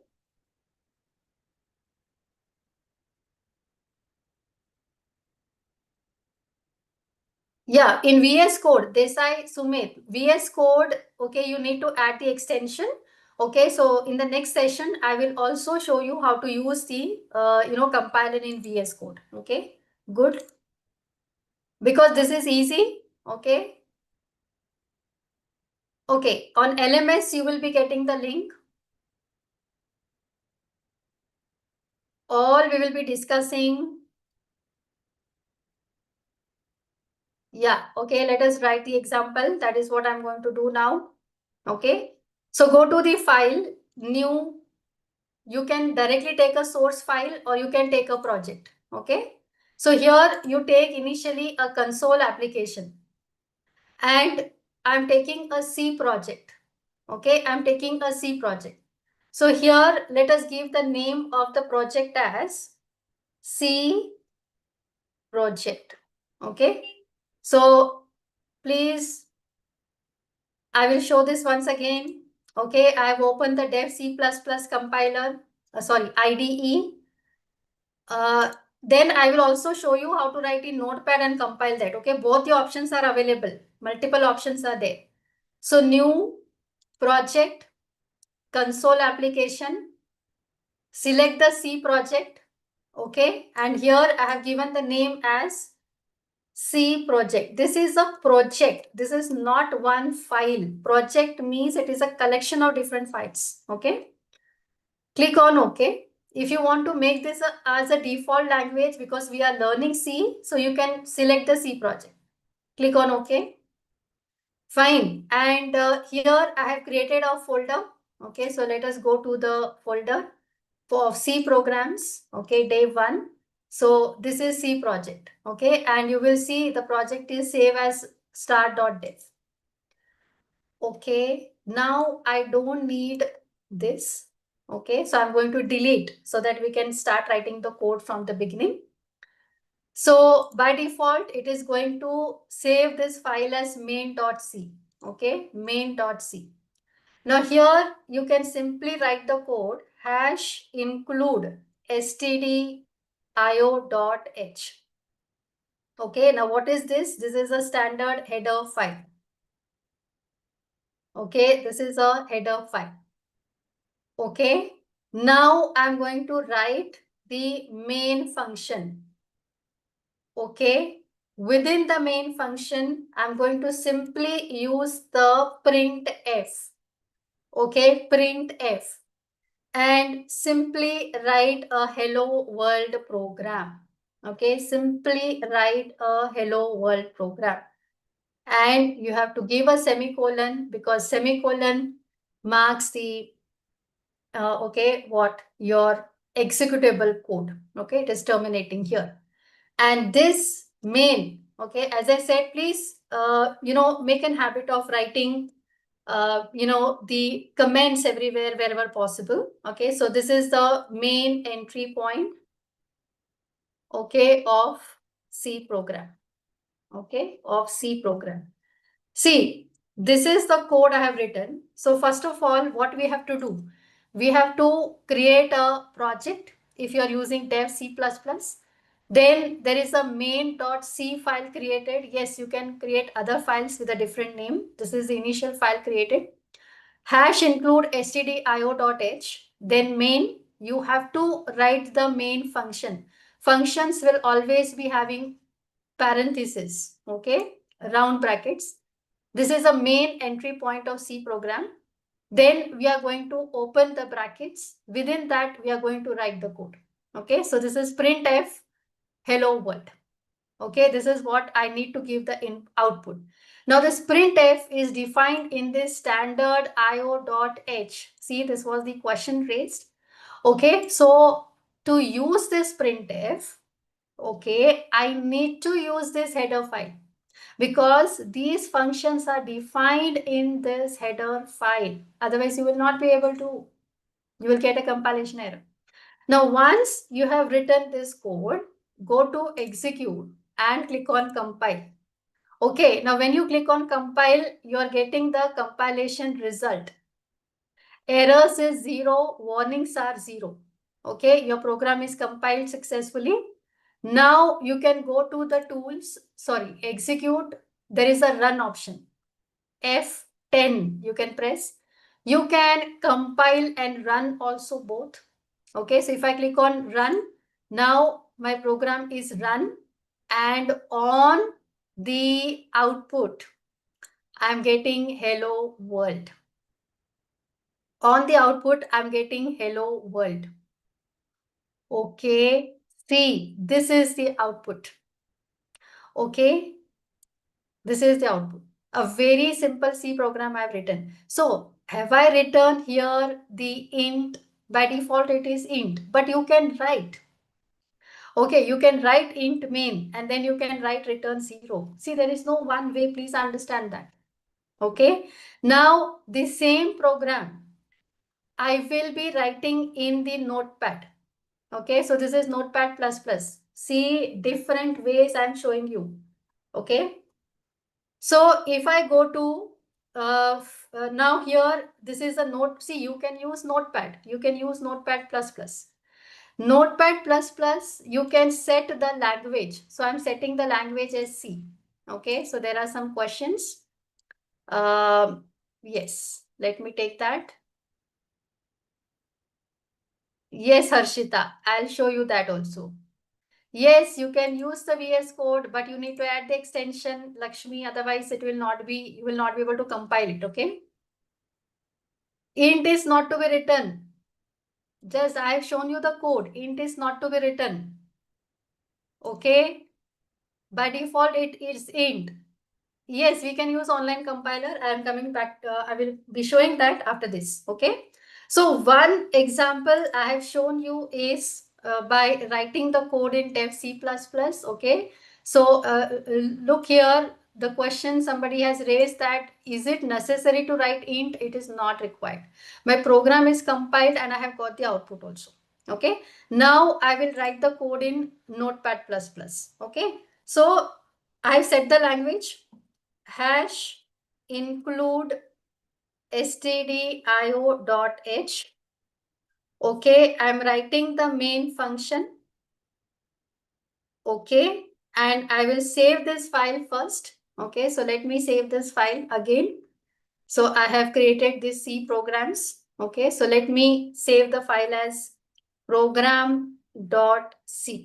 Okay, program.c, or even if you simply write program, that is fine, because I have set the language as C. Okay, so program.c is now written over there. Okay, now here I'm going to use the printf. Okay, again I'm using C programming. Okay, let us write a different text here. Okay, and I have not written int again here. Fine.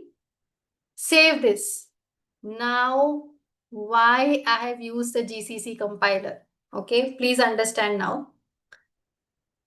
When you write this particular, code, so I have written int main, printf, okay, return 0. Even though if I'm not writing int and return 0, your code is compiling and you're getting the output. Okay. Now, when you are downloading Dev C++, you will be getting the GCC compiler. I have already set the path in the environment variables. Okay. So what you have to do now, you will compile the program using GCC program.c. Okay. So now where I've saved this program, I've saved this program in the D drive. Okay. In the D drive, there is a C programs. program.c. Okay. And day 1, you will have the C project. Okay. So now open the CMD. Okay. That is your command prompt. Open the command prompt. And now please look here, everyone. So there is a program.c file I have created. In that only C programming is given as the printf statement. Okay, I will compile this by using the GCC compiler. Okay, so GCC program.c. Okay, so what I'm doing, please see here, everyone now. Okay, what file you are going to get? So GCC program.c. Okay, so GCC program.c. What you are getting? You are getting this is your a.out file. This is the a.out file. To see the output of that, you simply write A. Okay, so I am getting C programming. This is the output. What I have written in this particular code, C programming. And if I'm going to write here int main, okay, I will write here return 0 because explicitly you have written int. Implicit means where it is going to be implicitly considered return type as int by the compiler. But if you are explicitly writing that int, okay, then it is return 0. Okay. So now here I have written 0. Now come back to this and I'm going to compile this again. And you see, okay, that the a.exe file is given. Okay, a.exe. So simply write A to see the output. So I'm getting C programming. So whether you write int or you don't write int, it is defaulting to that. Okay, so even if you're not writing, that is fine. And if you're going to explicitly write it, then you write return 0. This is a successful termination of the program. Okay. So this is one. Now coming to the next. Okay. Now what? Let us go to the online. Okay. So I have got this two online compilers. Okay. One is your online gdb.com. onlinegdb.com. This is the compiler, online GDB. Please see, you will be getting that. Okay. So now coming to the question online. Yes, Meghna, we can use the VS Code with C++ extension by Microsoft. That is, that also you can do. Okay. So that I will show you in the next session how to do it. Yes, you can use the online compiler. Include means including the header files. Okay.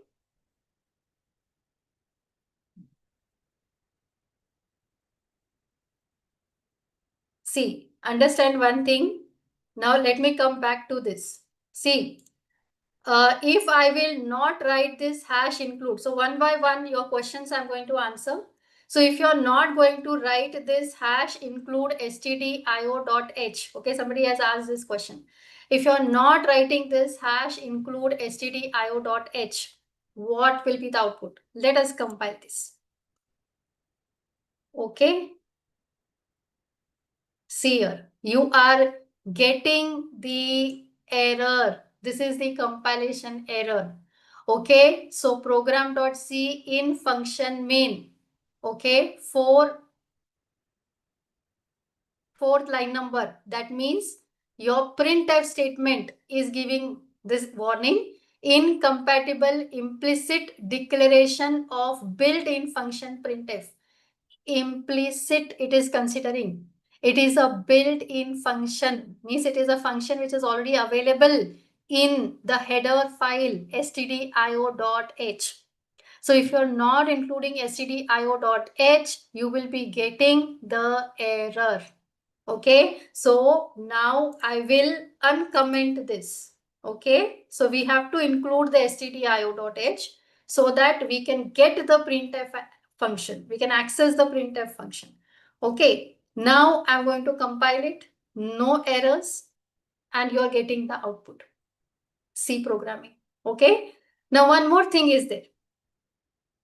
If you want to give the other name for the output file, see, if you simply write gcc program.c, you are getting the output file as a.exe. But if you want the name of the file to be given as the output file, then gcc program.c -o program. Okay, so let us say that whatever name you want to give, I'm writing -a program. Sorry, -o. Now, if you will see, I'm getting the program.exe. So by default, it will be a.exe. And if you are giving gcc program.c space -o, that is your output, by the name of program, I'm getting program.exe. Now, to see the output, you simply write the program. You simply write the program. Okay, so you will get the output. So that is mentioned here. Okay, so you can use any one of these. Fine. Now let me show you the online compiler. Okay, so the one online compiler is the onlinegdb.com. So you will be getting this particular IDE here. Okay, if you click on this IDE, you will get this. Here you can use C, C++, Python, Java. Okay. By default, you will be getting this code. By default, you will be getting this code. Okay. So this is #include directive. It is using stdio.h. Int main. Okay. Printf hello world return 0. This code is written fine. You can make some changes here. Okay. So let us say instead of hello world, I'm simply writing hello user. Okay. Now, if you want to save this, you can log in with Google, Facebook, or GitHub. Okay, as of now, I'm not saving this. And you have got the option of running the program from here. You can debug the program from here. Okay, so if I click on run, you will get the output here. Okay, those who want to use the online compiler, please make use of this. This is one of the compiler available. Okay, that is onlinegdb.com. Okay, and you can write the code here. Fine. Second is Programmis. Okay, second is Programmis.com. C programming online compiler. Okay, here also you will see the main.cs file. So Programmis. Okay, you have got online GDB. You can find it out. Programmis is also available. Okay, see here. This is also quite easy. So the code is written here. Okay, this is a C code written already. And if you click on run, okay, you will get the output here. Okay, so instead of this printf, if I'm simply writing hello world, okay, and if I click on run, you will get the output hello world. Okay, and if you click on clear, it will clear. So this is a C language editor you are getting. You have got the other languages as well. Okay, this is the dark mode you can set if you want. Okay, I have kept this as the dark mode. Okay, see, this is also one. This is also good if you are going to make use of it. And if you go to GDB online, you can also upload your file. Okay, you can also include the file. Okay, so this we will see later. Now here you also have got learn programming. Okay, so if you click on learn programming, leave this. Okay, so you will be getting this learn programming step by step. Okay, so you can select the language, whatever you want to learn. Okay, C for beginners. Okay, C, this is available. Okay, keywords and identifiers, see here. Okay, so understand, make note of all these links as of now. Okay, these are the two links, and one is your dev C++. Okay, another is the code which is written in the note, in this notepad. Any questions till now? See, understand, we have to understand the different other ways of writing the code. I have simply included a main function today. Okay, whatever time we are having. Okay, now somebody is asking about void. So if you are writing a void main, okay, I'm saving this. Please see. Somebody has raised this question. Okay. And now I will show you the output of this. Okay. So I'm getting C programming. Okay. And if you have written void main and you are writing return 0. Okay. I'm saving this file. See here. Okay. So whatever you have asked is correct. Okay. So in function main, return with a value in function returning void. Okay. So return 0. Okay. So you are getting the error here. Why? Because it is written void main. And now if you simply don't write anything and you are writing return 0, please try to compile the program by changing the code. Okay, so that you understand that, okay, what is the correct way of writing the code. And yes, sometimes it depends. Okay, in tomorrow's session we will understand what is the difference in using these different compilers and the online compilers. Okay, how different outputs you're going to get. Okay, so now let us run this. Look here. Okay, so I will now execute this by writing program. So I'm getting C programming. So if you are writing return 0, see, by default it is int, but if you are explicitly writing void, means it should not return 0. Okay, these are some of the points you need to remember initially, okay, when you simply write a main function. And as I said, this hash include is required. Okay, hash include is required. So those who are using the online compiler, whatever I have shown you, two easy compilers, okay, let us say you are not including this stdio and you are going to run this particular program, you will get the error here. You will get the error, okay, that printf statement is not recognized, implicit declaration is not. Okay, similarly, let us go to the GDB online. I'm showing you the errors. Okay, and run this. So you will be getting the error here. Okay, implicit declaration of function printf. Printf is not found. Why? Because it is there in the stdio.h header files. It is there in this header file. So you need to include this. Please understand. Okay, why this is important? Somebody has raised this question.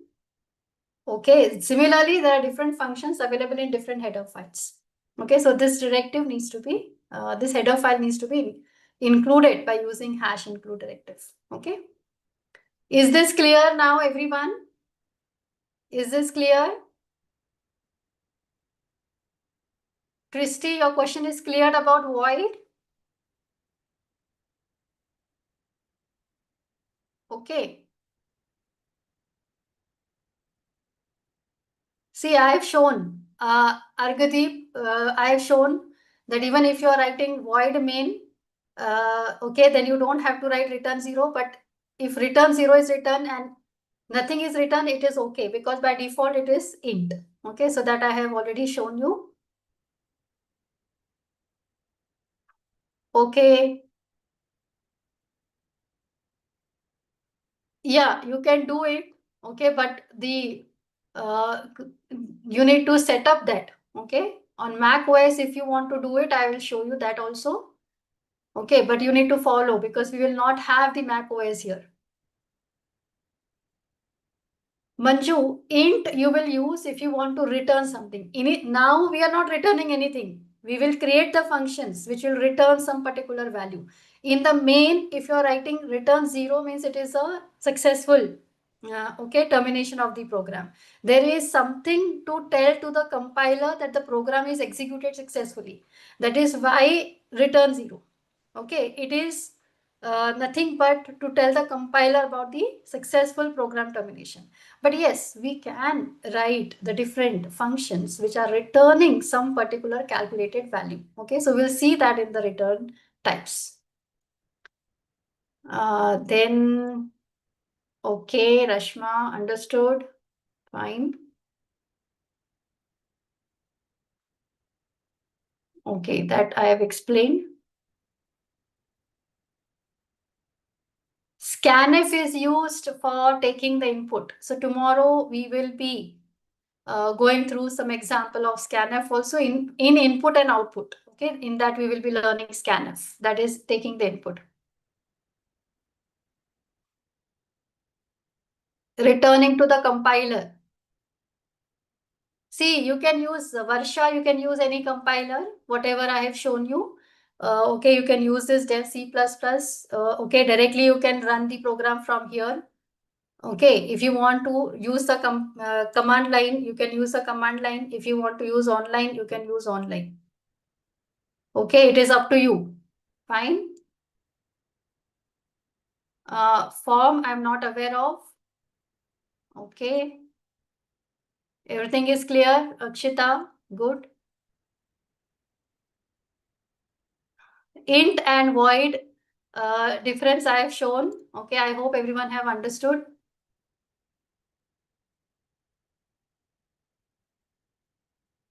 Okay, clear, fine.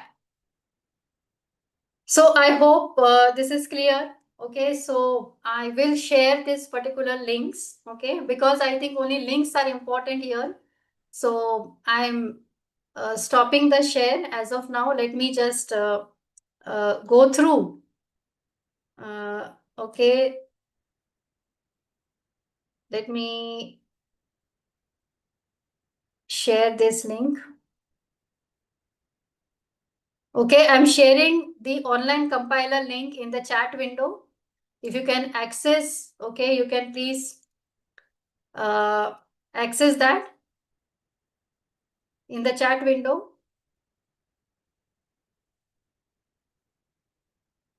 See, compilers have written documentation link I'll be sharing.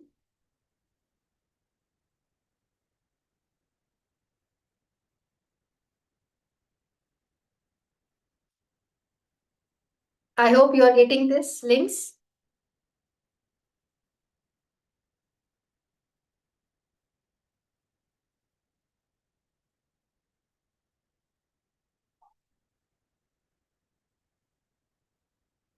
Please take down the links. Okay.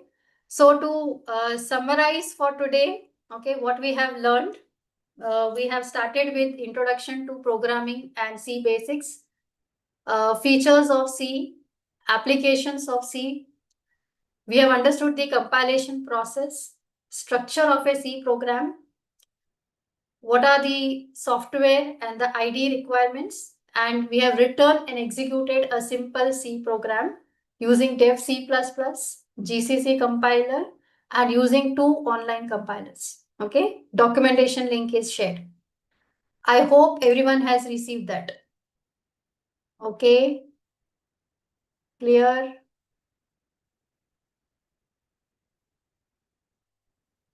Returning to the compiler about the successful execution. Okay, other questions? Okay, we will be, okay, I will take it tomorrow, whatever your queries are. Okay, still, see, this is only the first session. Okay, so we are going to, learn a lot of things in the coming sessions. Okay. Amar? Yes, ma'am. Okay, so I have shared these links. Okay. I hope they will be able to get these links, right? The online Yes, ma'am. compilers links. Okay, fine. Yes. So tomorrow we will continue with the session, right? Yeah, sure. Thank you, everyone. Thank you all. Yeah, thank you, ma'am. So, dear participants, I already shared the attendance feedback link in the chat box. I believe that everybody marked the attendance. If not, I'm resharing that attendance link over the Zoom and YouTube as well. So please make sure that you're submitting your attendance and feedback. Okay, so again, to just point that 60% attendance is mandatory to get the certificate. And while going through the chat box over the Zoom and YouTube, couple of you are asking the questions that where actually we have to mark the attendance. Okay, so the link is same only. So you can mark over any one platform, let it be Zoom, YouTube, or LMS portal. Okay, so that is the same link available on all platform. I hope it's clear. Any query, any question? Yes, I reshared the link. Those who registered now, you can check. You already received the LMS access. If not, again, our team will cross check that and they will re-trigger the access for your account if there is any problem in the communication. Okay, so no need to worry on that part also. Please don't raise the hand. You can just put into the chat box whatever the query and question you have.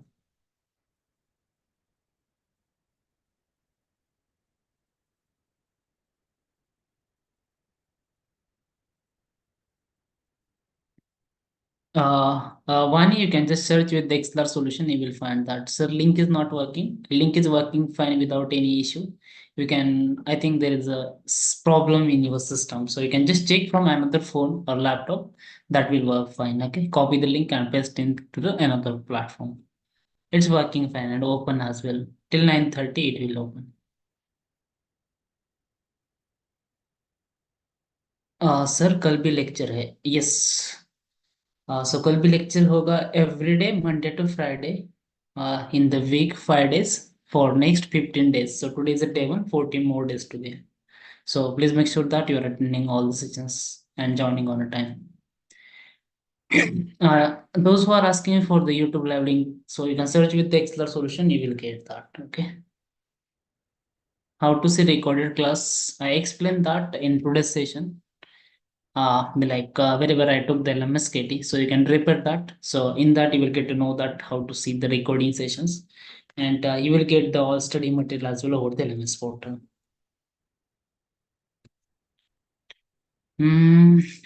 Can we attend lecture in Zoom and just submit attendance via the link?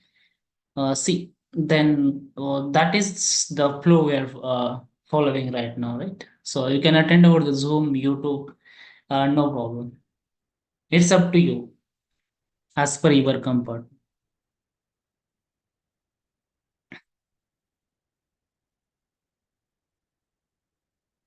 Then Amaya, I can't do anything on this because the link is working for everyone. There is no any issue with the link. I just got the communication from your end that is not working for you. So you can just check on the LMS portal once done, sir. Okay, so Rakhavendra sir, GCC is bus sitting for CMT. You can just share your question tomorrow as ma'am is not there. So any another question rest of the session, then you can ask me about the elements about the attendance. Sir, can get per day assignments about my course. There is no any per day assignment for the same. Assessment will be there on last day. Okay.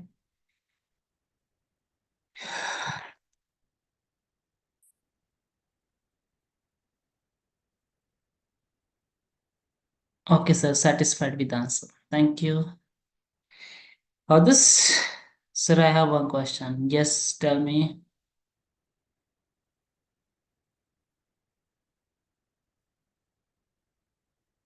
You have to participate. I hope you guys are enjoying the session. So requesting you to subscribe to the channel and hit the like button.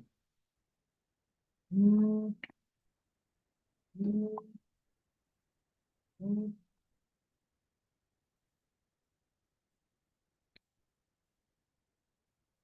to see today's class again? Vani, that what I said. You can just go to the day one recording, so you will get to know that. Sir, can you please answer my question? What is your question? Can you please share a question? Do we have a test in between the sessions, sir? On last day, we'll have a test. Can we leave now? Yes. If you don't have any query or question, you can leave now. And we'll see you tomorrow sharp at 7 o'clock.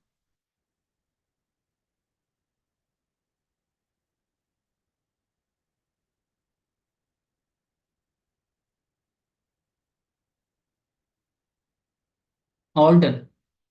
Guess it was very nice to see you that there is a wonderful interaction from your side. You guys are asking the questions, you're putting forward all these things. So, superb. Can I ask any query about my course on our main chat, like topic? Yes, Koso.